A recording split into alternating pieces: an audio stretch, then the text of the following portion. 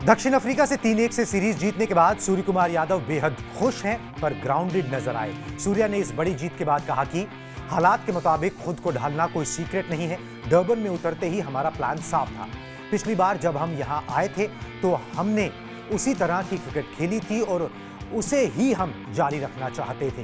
हालांकि हम उस सीरीज में 2-1 से आगे थे, लेकिन आज हम अच्छी फॉर्म के अनुसार ही आगे बढ़ना चाहते थे। हमें नतीजों की चिंता नहीं थी। यहाँ आकर जीतना बहुत महत्वपूर्ण है और चुनौतीपूर्ण रहता है।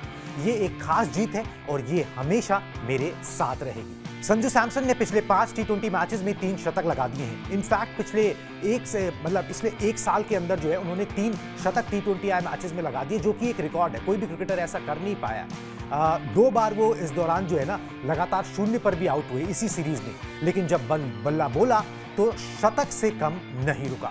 संजू ने इस शानदार प्रदर्शन पर बात करते हुए कहा कि मैं अभी बता नहीं सकता कि मेरे लिए ये शतक कितना मायने रखता है। मैंने अपने करियर में काफ़ी असफलताएं फेलियर्स देखे हैं। मैंने 2 शतक ठोके और फिर 2 बार डक पर आउट हुआ। मैं खुद पर भरोसा करता रहा कि मुझे मेहनत करनी है और आज मेरी मेहनत जो है वो रंग लाई। मैं सब कुछ सिंपल रखना चाहता था और फोकस करना चाहता था। मेरे कप्तान को भी मुझसे यही उम्मीदें थी। हमें खुशी है कि हम ऐसा करने में कामयाब हो पाए। तिलक वर्मा को बैक टू बैक 2 शतक लगाने के लिए आखिरी मैच में प्लेयर ऑफ द मैच और साथ ही में प्लेयर ऑफ द सीरीज भी चुना गया। 22 साल के तिलक ने 2 अवार्ड्स जीतने के बाद कहा कि लगातार 2 शतक ये एक अविश्वसनीय एहसास है। मैंने कभी नहीं सोचा था कि मैं 2 शतक बनाऊंगा, वो भी साउथ अफ्रीका में। मैं अपनी भावनाओं को व्यक्त नहीं कर सकता हूं। मैं भगवान और अपने कप्तान सूर्य कुमार यादव को धन्यवाद देना चाहता हूं। मैं पिछले कुछ महीनों से चोटिल था और बस अपनी प्रोसेस पर विश्वास कर रहा था। जब मैंने अपना शतक बनाया तो मैंने बस भगवान की ओर इशारा किया और उन्हें धन्यवाद दिया।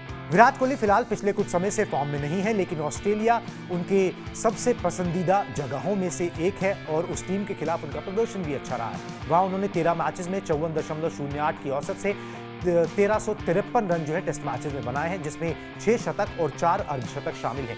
उनके इस रिकॉर्ड को देखते हुए मिचेल मार्श ने उन्हें जल्दी आउट करने का प्लान बताया। मार्श ने पर्थ टेस्ट से पहले कहा कि अगर कोहली 30 रन तक आउट नहीं हुए तो वो उन्हें कंधा मारकर उकसाने की कोशिश करेंगी ताकि वो अपना विकेट गंवा दे।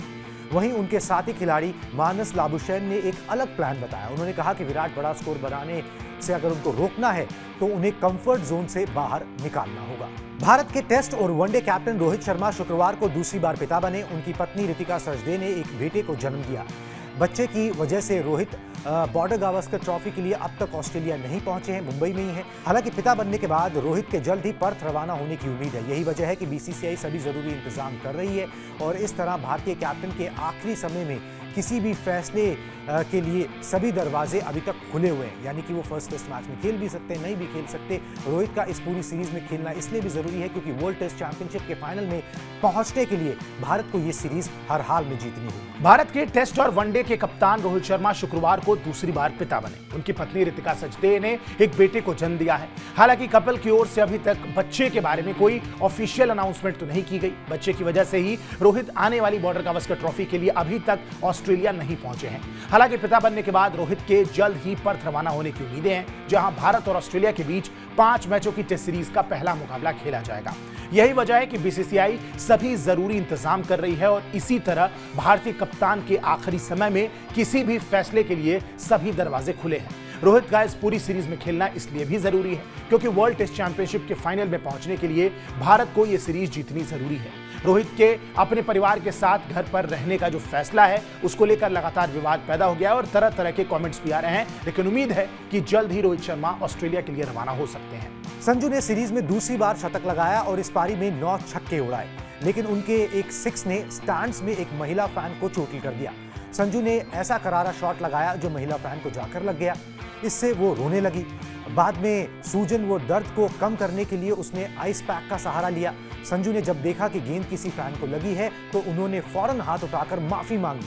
ये घटना भारतीय बैटिंग के 10वें ओवर में हुई और संजू सैमसन का दिल दिखाता है। ये घटना बताती है कि भाई उनका दिल कितना साफ है, कितना बड़ा है। उन्होंने तुरंत जो है इसका एहसास किया कि भाई मेरे किसी शॉट से जो है किसी को परेशानी हुई है। अपने उस 6 को एंजॉय करने के बजाय, उसको रिलिश करने के बजाय जो है ना, उन्होंने वो कंसर्न दिखाया जो सोशल मीडिया पर बहुत सारे फैंस का जो है दिल जीत गया। दुनिया के महानतम बॉक्सरों में शामिल माइक टाइसन को 27 साल के बॉक्सर जेक पॉल ने ऐतिहासिक मुकाबले में हरा दिया। जेक पॉल ने पूरे मुकाबले में टाइसन पर दबदबा बनाकर रखा। उन्होंने उनके शरीर और चेहरे पर कई जबरदस्त पंचेस मारे और मुकाबले को 80-72, 79-73, 79-73 से अपने नाम कर लिया। हालांकि अंत में पॉल ने टाइसन के सामने झुककर उन्हें सम्मान भी दिया। मैच के शुरुआत में 58 साल के दिग्गज बॉक्सर ने जबरदस्त शुरुआत की, लेकिन पॉल ने चालाकी दिखाते हुए पहले उनके वार को सहा, उन्हें थकने दिया और फिर अपने वार को शुरू किया और अंत तक उन पर हावी रहे। दोनों खिलाड़ियों ने खेल को अंत तक ले जाने का फैसला किया। छठे राउंड तक भी कोई नॉकआउट नहीं हुआ। हालांकि इसका फायदा पॉल को हुआ। टाइसन पर उनकी उम्र का असर दिखा। वो पंच लगाने की कोशिश कर रहे थे, लेकिन यूट्यूबर बॉक्सर बने पॉल बचकर निकलने में कामयाब रहे। दुनिया के महानतम बॉक्सरों में शामिल माइक टाइसन को 27 साल के बॉक्सर जेक पॉल ने ऐतिहासिक मुकाबले में हरा दिया। माइक टाइसन को हराने के बाद जेक पॉल ने कहा कि यह मुकाबला उनके लिए काफी मुश्किल था। उन्होंने जैसा सोचा था बिल्कुल वैसी ही टक्कर उनको मिली है। उन्होंने टाइसन को महान बॉक्सर और इस खेल का एक आइकन बता दिया, लेजेंड बता दिया। पॉल ने आगे कहा कि उन्हें डर था कि वो नॉकआउट ना हो जाए। वहीं टाइसन ने पॉल को एक अच्छा फाइटर बताया। उन्होंने कहा कि पॉल ने अच्छी तरीके से तैयारी की थी। 19 साल बाद वापसी करने को लेकर उन्होंने कहा कि उन्हें किसी को कुछ साबित नहीं करना था, बस खुद को साबित करना था। रिपोर्ट के अनुसार जेक को इस मुकाबले के लिए 40 मिलियन अमेरिकी डॉलर यानी कि इंडियन रुपीस में बात करें तो 337 करोड़ रुपए मिलेंगे। वहीं माइक टाइसन को हारने के बावजूद 20 मिलियन अमेरिकी डॉलर यानी कि 168 करोड़ रुपए दिए जाएंगे।